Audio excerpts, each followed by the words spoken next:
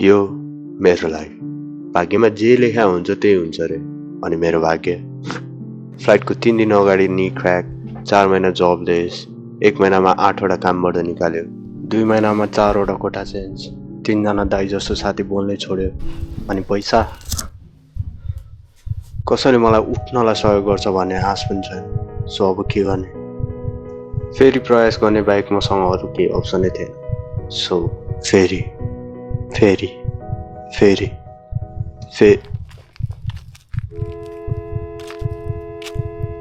मैले टुक्रिसकेको सपनाहरू फेरि जोड्न प्रयास गर्दै थिएँ।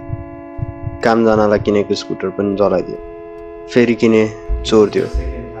पुलिसलाई मेरो लाइफको बारेमा बाल थिएन, फेरि मेरो सपनाहरू टुक्रिँदै थियो। म रुँदै हिँड्न थालेको पनि 2 वर्ष भइसकेछ। जिन्दगीले कहिले हाँस्ने रिजनै दिएन। दुःख बोक्दै हिँडिरहे, त्यसैले म थाकिसकेको थिएँ। रुँदै अघि बढ्ने मनै थिएन। तर लाइफमा तिमी हिँडे पनि नहिँडे पनि समयले रोक्दैन रे।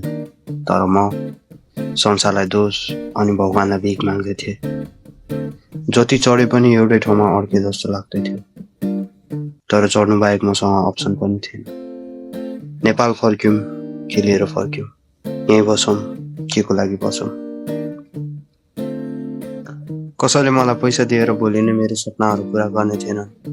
अनि यहाँ आफैले कमाएको सपनाहरू पनि उक्रिँदै थियो।